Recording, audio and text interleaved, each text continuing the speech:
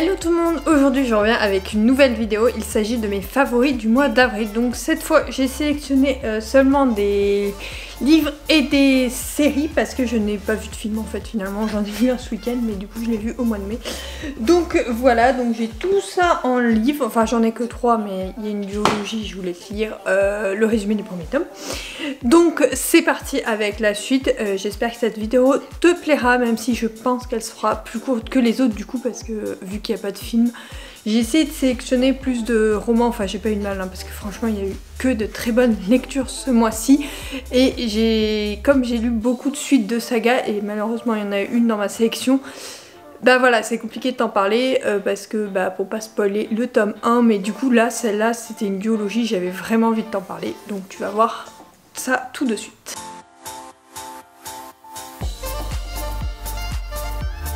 Pour commencer, je vais te parler de The Boy on Fire d'Emma Green. Donc comme tu sais, j'adore Emma Green, je suis en train de lire tous leurs romans et celui-ci est sorti au mois d'avril, donc je me suis évidemment lancée, donc je te lis tout de suite le résumé. À 21 ans, Jagger, l'éternel joueur, n'a toujours pensé qu'à lui et à profiter de la vie. Mais aujourd'hui, il doit voler au secours de Casper, son petit frère de 17 ans, tombé dans une sec. Là-bas, dans l'Outback, au fin fond du désert australien, on ne joue pas, on ne sourit pas et surtout on respecte les règles sous peine des pires châtiments. Car de cet endroit qu'on appelle le cercle, on ne revient pas. Pour infiltrer cette communauté secrète et en sortir son frère, Jagger accepte d'épouser Neil, une fidèle disciple aussi fermée qu'indéchiffrable. Mais derrière ses yeux verrons troublants et la mystérieuse blonde se réveille moins douce et docile qu'elle n'y paraît. Et le fougueux Jagger, qui pensait ne jamais tomber amoureux, va devoir faire l'impossible choix. Son frère ou l'amour, sa liberté ou le risque de tout perdre. Franchement, je l'ai adoré et je n'ai jamais lu de romance dans des sectes. Franchement, c'est pas un thème que j'avais vu abordé dans les romans et pourtant dans celui-ci j'ai vraiment adoré en fait découvrir tout ce qui était le fonctionnement de la secte, le fonctionnement des personnages, découvrir d'où ils viennent, où ils veulent aller, qu'est-ce qu'ils veulent faire, bref il y a toute une intrigue autour de la secte qui m'a vraiment intéressée et interloquée. Donc du début à la fin je n'ai pas su lâcher ce roman alors que c'est une belle brique et il fait un peu moins de 500 pages, c'est une belle brique. Pourtant je l'ai lu mais en seulement quelques jours, il me semble en 2 jours ou 3. Et vraiment j'ai adoré, donc je te le recommande vraiment. Les Emma Green en fait c'est vraiment des lectures doudou mais avec des univers et des sujets abordés vraiment originaux et intéressants. Donc vraiment celui-là il fait partie de mes préférés de ce duo d'auteurs. Il me reste une trilogie dans ma pile à lire, à découvrir, donc je vais les découvrir ce mois-ci, je pense, enfin en partie au mois de mai et peut-être un peu au mois de juin. En tout cas elle fait partie des romans que je veux découvrir parce que vraiment ça c'est des lectures doudou et j'en ai besoin quand tu stresses ou quoi, t'as besoin de te retrouver dans des schémas hyper classiques, hyper connus et sans grande originalité, mais là même si le schéma est connu, il y a de l'originalité au niveau vraiment des sujets abordés et de cet univers, le cercle, on ne sait pas trop à quoi s'attendre au départ et vraiment j'ai été étonnée comme cela a été développé. Après concernant les personnages, je n'ai eu aucun problème à m'identifier à Neil comme à Jagger parce que je trouve que leur histoire est vraiment étonnante et comme on a un peu une alternance de points de vue, ça permet de comprendre les deux personnages, de comprendre pourquoi ils veulent pas forcément s'engager l'un envers l'autre, mais aussi de comprendre comment ils vont évoluer à deux, comment ils vont réussir à construire quelque chose malgré la secte qui les entoure, malgré leur volonté différente dans cette secte et peut-être qu'ils vont s'allier et voir plus à l'avenir. Alors ce que je regrette juste c'est que la fin on n'a pas trop développé le après secte, certes on a quelques temps après mais j'aurais bien voulu que ça soit un peu mieux développé, mais cela ne m'a pas empêché de garder un excellent souvenir de cette lecture que je te recommande sans hésitation.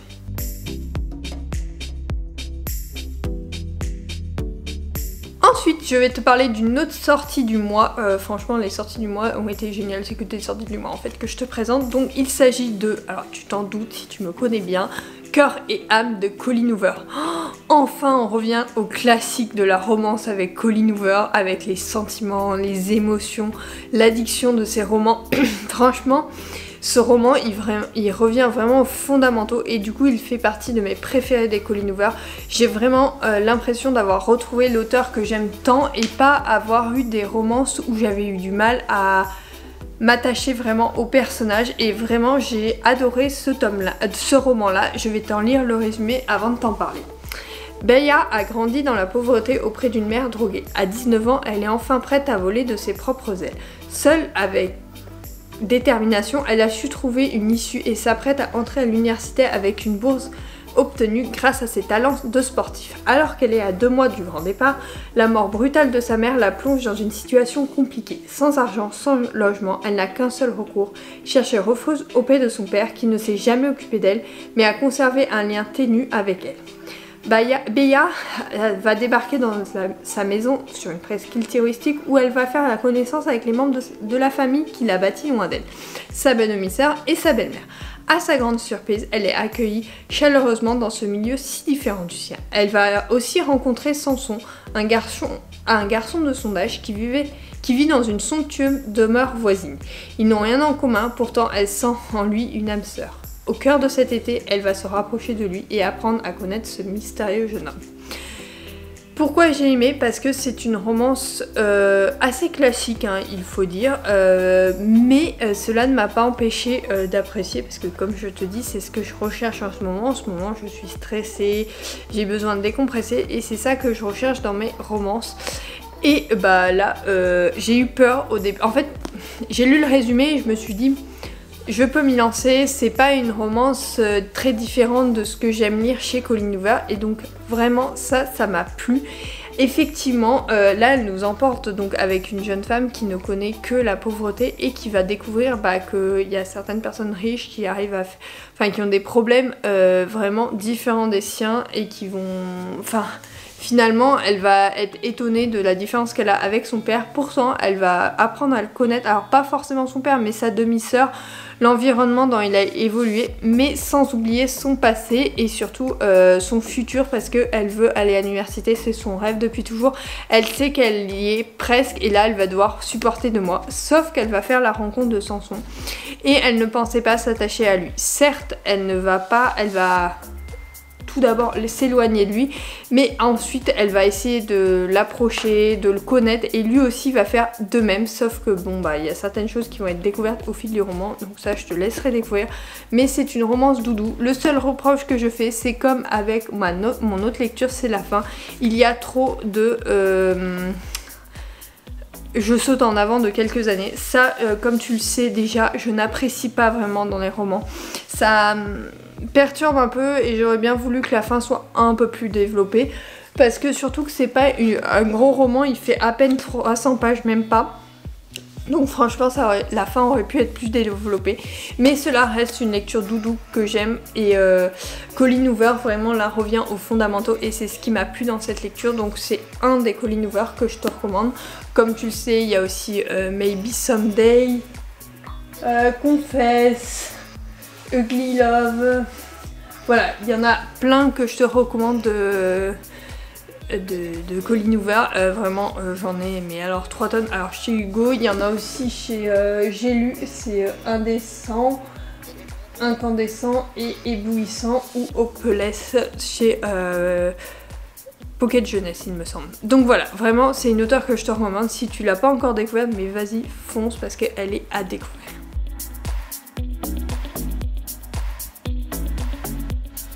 Ensuite, je vais te parler encore une fois d'une sortie, mais là il s'agit d'un tome 2 d'une duologie, ça s'appelle Can't Help Falling in Love. Donc c'est le tome 2 de Alyssa Garnier. Donc je vais pas te lire le résumé du tome 2, mais je vais te lire le résumé du tome 1 pour éviter de spoiler ce qui se passe notamment à la fin du tome 1. Logan a tout eu dans sa vie, une carrière florissante à Hollywood, de l'argent, des femmes et de la drogue. Une vie rêvée pour certains, mais une ultime frappe pousse son agent à bout et il le met face à un ultimatum, se faire soigner ou c'est la fin de sa carrière. Contraint et forcé, il se retire chez sa mère et sa sœur en Virginie pour se mettre au vert, mais aussi pour affronter ses démons. Il va rencontrer alors une voisine. Ryler a eu sa vie volée en éclats l'année de ses 16 ans. Depuis, elle tente chaque jour de se relever. La noirceur qui l'habite désormais n'est jamais loin. Lorsqu'elle baisse la garde, ne serait-ce que quelques secondes, elle finit écorchée, meurtrie. À l'aube de ses 23 ans, elle n'est plus que l'ombre d'elle-même, fuyant souvent que possible le monde qui l'entoure. Pourtant, le jour où Logan débarque dans sa vie, elle va devoir se confronter à une âme aussi abîmée que la sienne. Seront-ils capables de laisser leur passé chaotique derrière eux ou permettront-ils à leurs démons respectifs de gagner? Donc voilà pour le tome 1, le tome 2 tourne autour de la même chose, la célébrité, les problèmes de Riley, les problèmes de Logan, voilà, la drogue, la célébrité, leurs problèmes personnels du passé et leur futur en commun ou pas. Donc voilà, donc je vais pas te faire un grand speech comme j'ai fait pour les autres romans, mais vraiment c'est une duologie que je te recommande. Pourquoi? Parce qu'il y a énormément d'émotions, il y a de l'émotion, il y a une histoire qui est vraiment touchante, c'est un tout et vraiment cette duologie je crois qu'elle fait partie de mes préférés de l'année. Le tome 1 j'avais eu quelques difficultés mais alors le tome 2 relève tout. Ça a été vraiment une excellente lecture si tu veux découvrir quelque chose d'un peu différent avec un mixte romance et autre chose. Donc là c'est la célébrité. Je trouve ça hyper intéressant comme roman, l'équilibre est quasiment parfait entre leurs différentes histoires, les personnages secondaires et tout ça. Vraiment c'est un tout, c'est une lecture que je te recommande et si tu ne les as pas lus, je te laisse les découvrir, vraiment ils sont géniaux.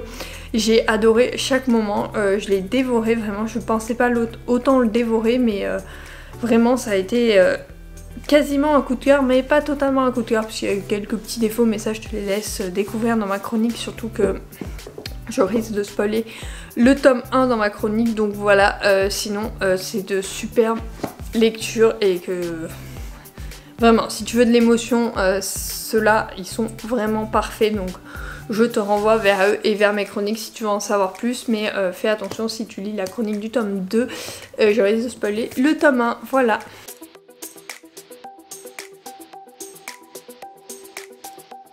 Ensuite, je vais te parler de deux séries. Donc la première, il s'agit de la chronique des Bridgerton, la saison 2 qui vient de sortir sur Netflix ce mois-ci. Alors je l'ai étalée sur vraiment tout le mois parce que je voulais en profiter au maximum. Il n'y avait que 8 épisodes et ça va hyper vite. 8 épisodes d'une heure, c'est hyper rapide.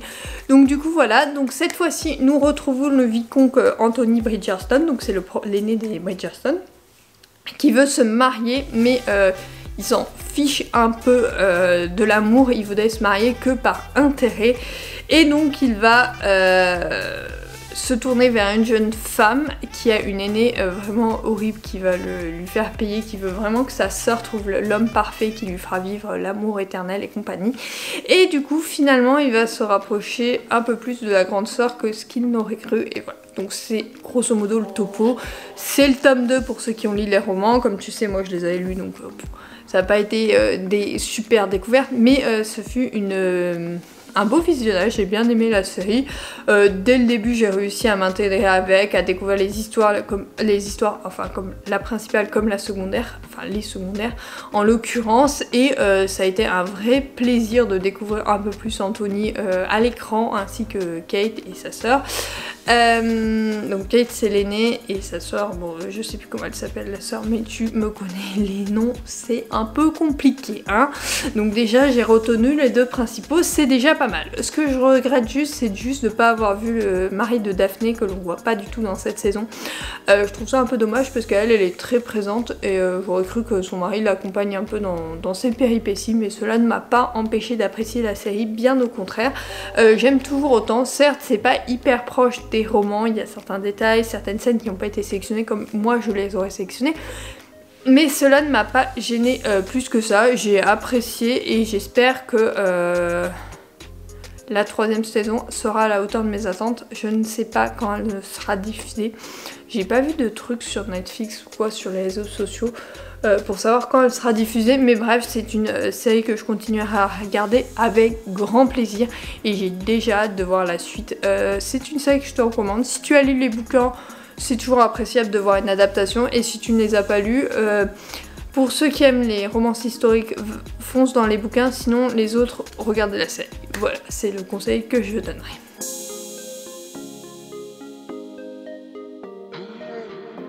Ensuite, la deuxième série dont je voulais te parler, c'est The Rookie. Je ne sais pas si tu connais, elle est diffusée en France sur M6.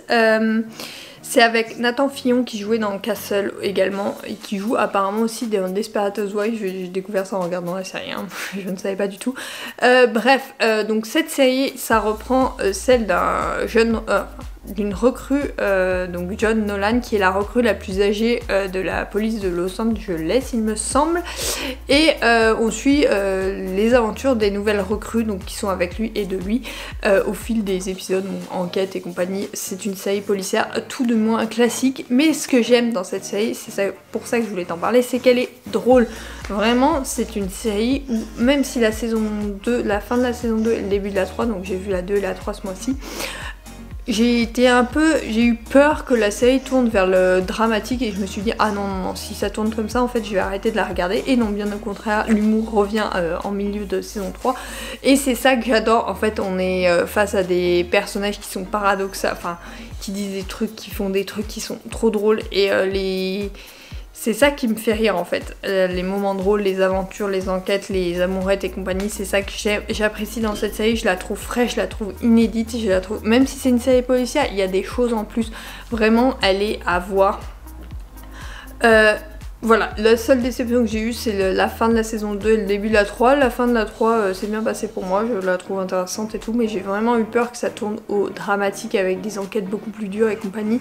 Et non, bien au contraire, après on découvre d'autres choses, donc pépite. Vraiment cette série, je l'avais découverte il y a quelques temps sur M6 justement, j'avais vu la saison 1 et donc dès que la 2 et la 3 sont sorties en français, j'ai voulu les voir. Sauf que comme tu sais, je ne regarde pas tout le temps des séries, là je suis en mode rattrapage de séries. Si tu voyais le nombre de séries qui me reste à rattraper, c'est impressionnant. J'ai plus de 1000 épisodes, c'est une catastrophe. Là je m'attaque à The Blacklist.